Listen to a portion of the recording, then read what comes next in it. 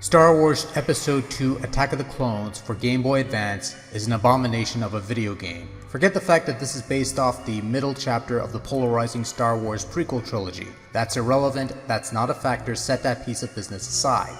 This is an absolutely horrible video game that somehow got approved for distribution, somehow got through quality assurance, and somehow got licensed by Nintendo for play on your Nintendo Game Boy Advance. There is a grave disturbance of the Force here, or possibly somewhere else, but it is emanating from this thing that somehow got called a video game.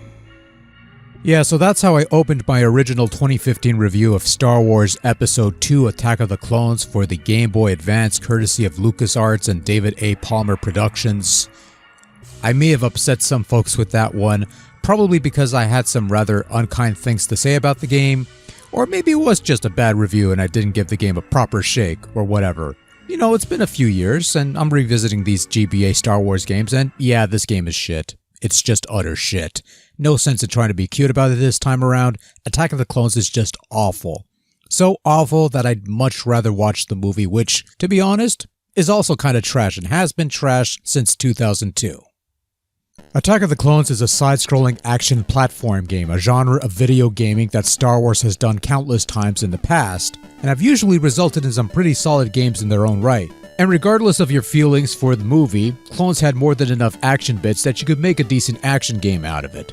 But instead they made this thing where you move a few inches and are ambushed by enemies that must be cleared away before you can progress onwards into another ambush point not even a few steps later. Sometimes the game will throw you a bone and give you some moving platforms and pits for you to navigate, as well as task you with finding keys to progress onwards, just to mix things up a bit, but only a bit. But it's always the stop-and-go sort of gameplay that is deathly dull. Almost every level in the game follows this similar progression, whether it's the first level on Coruscant, pursuing one of the hired assassins, or mounting a raid on the Tusken Raiders to save your mother, whether you're playing as Anakin Skywalker for the majority of the game, or Obi-Wan Kenobi in a few levels here and there, or even the rare level where you get to control Mace Windu and his purple lightsaber. It's largely different skins and slight variations of the same bland, boring, sleep-inducing gameplay. Coincidentally, this is the same rubbish I've had to put up with in playing Apprentice of the Force, which came out a couple of years later. But that game had a couple things going for it that could salvage it somewhat. Like better play control. Clones has this weird control mechanism where in order to attack you hold down the A button. Oh yeah, they inverted the buttons here. B to jump, A to attack. That's just wonderful, beautiful stuff. I love that. But yeah, you hold down the A button and then you use the D-pad to swing your saber about wildly. The idea being that you can aim your saber in different directions and such and attack from all angles. The problem is that this method feels too cumbersome and awkward to use effectively, so you're just fumbling around the D-pad, flailing your lightsaber about, hoping one of your blows registers a hit because the hit detection is also somewhat spotty at times, and as a finishing touch, control is oftentimes laggy and unresponsive. I want to be able to move swiftly and block these laser attacks with my lightsaber, you know, much like the Jedi should be capable of doing normally, but the control is simply too sluggish to respond, and as a result, well, you do have force powers you can employ provided you have the necessary force energy to use set powers, but the only one I ever really used is the high jump to reach higher platforms because that's where you usually find some bonus items here and there. You also have a jump kick, which is the easiest attack to pull off, but also sports some questionable collision detection issues. So I want to highlight the first level, which is somewhat of a divine comedy of utter stupidity in game design, traversing 3 very long and drawn-out segments, killing droids left and right with nigh a health pickup in sight, hoping to land on the moving platforms only to clip through them and fall into a pit. Then you play a vehicle segment, more on those later, and then suddenly on the next side-scrolling level, every enemy you kill drops a pickup, first to fill your force meter and then eventually your health once that's filled up. I mean, isn't the first level supposed to be the thing that eases you into the gameplay? And instead it's this frustrating thing where nobody drops anything and then all of a sudden power-ups are coming out everybody's ass that you kill? That's kinda lame. Making matters worse is that if you die at any point, you have to redo the level from the very beginning. The game apparently has no checkpoints. You have to sloth your way through these long, tiresome segments all over again to reach the point you died in. And hopefully you do better next time. You start with 3 lives and you could get more along the way, but really why even bother if you're just going to redo the level from scratch anyway? Lose all your lives and it's game over, no continues. The game does feature password support, so that's something, I suppose. Attack of the Clones feels like a huge, colossal waste of time. Its levels drag on for far too long, with the token side thing tossed in here and there to drag things out even further. The few boss battles you encounter are often underwhelming.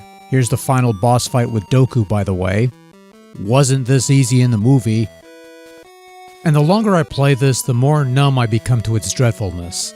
The repetitive battles, the brain-dead combat with the cumbersome, unresponsive controls, the lack of checkpoints, this is pretty horrid, actually. For what it's worth, Attack of the Clones is at least a decent-looking game. The cutscenes are kinda lame, still shots from the movie with a couple lines of text underneath. Meh. But the character sprites are nice and big, they animate fairly smoothly, they resemble the things they're supposed to look like. The overall level aesthetics and visuals are fairly decent quality, certainly clear enough to be visible on a vanilla GBA with sufficient lighting conditions. I do find the large sprite size to be a bit of a detriment because that means reduced visibility of your surroundings. That means taking many wonderful leaps of faith and hoping to land on something, which in a game with wretched play control is the absolute last thing I want to see in a game like this. And the vehicle segments are...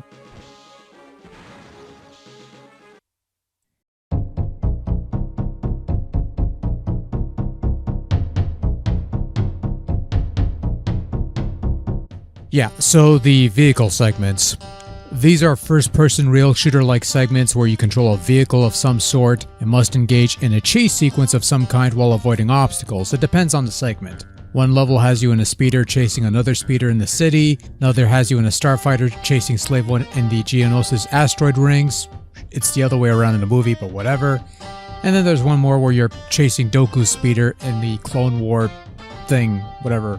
Anyways, you're dodging a bunch of 3D polygons with no textures that look like something pulled from the old X-Wing and TIE Fighter games on the PC from years past, which is not the most graceful look among the slightly more detailed scenery around it, but the scaling is fairly smooth, the frame rate's fairly tolerable, and while controlling these segments still feels somewhat clunky, it isn't entirely hopeless. And if you lose a life during this segment, you actually continue where you left off. You don't start from scratch like you would in the side-scrolling segments.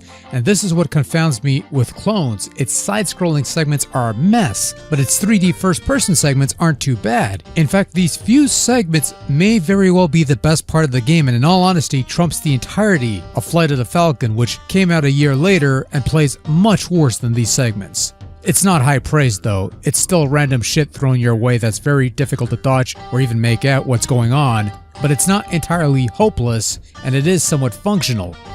I suppose in hindsight it shouldn't be much of a surprise considering a year earlier David A. Palmer Productions, who developed this Attack of the Clones game, were responsible for bringing Doom over to the Game Boy Advance, and that turned out to be a pretty competent port of the old Doom game that graced consoles back in the 90s. Because you see, it's based on the console ports, not the PC version, and never mind, doesn't really matter. Unfortunately, much like the movie it's based on, the vehicle segment high spots of Clones are outweighed by the overwhelming dreck of the main side-scrolling portions. Surprisingly, the one other area that Attack of the Clones falters is in the sound department, particularly in the music, which is just droning background noise for the most part and just repetitive melodies here and there. Look, the game opens with a slightly upbeat take on the Imperial March, thus reminding me of a much better Star Wars movie, and even the Star Wars theme that plays during the opening crawl is of decent quality. But the actual in-game music is largely just forgettable droning noise that will sometimes throw a random Star Wars jingle there and here to try and distract you from the rest of the game's auditory blandness, and that shocks me more than anything. Sound effects are also not quite up to par, not much else to say there, sadly. Unfortunately.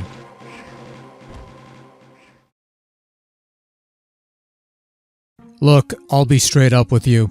I'm not a fan of Episode 2. I think it's the worst Star Wars film that George Lucas has ever made. It's a belief I've held back when I first saw the film back in 2002, and even to this day, I still firmly believe that. It's a film whose low points far outweigh the very few highlights to be found, and comes close to tainting the entire prequel trilogy by association. but it's also a film that I watch to poke fun of and laugh at with others, which does give it some entertainment value. Now with all that said, while I consider Attack of the Clones to be largely terrible, even that movie deserves a decent video game adaptation. The original films had at least one each. Revenge of the Sith eventually got one when that film came out, and that was actually pretty damn good. And even The Phantom Menace had a decent game or two under its belt out of the dozen or so they made for that fucking movie.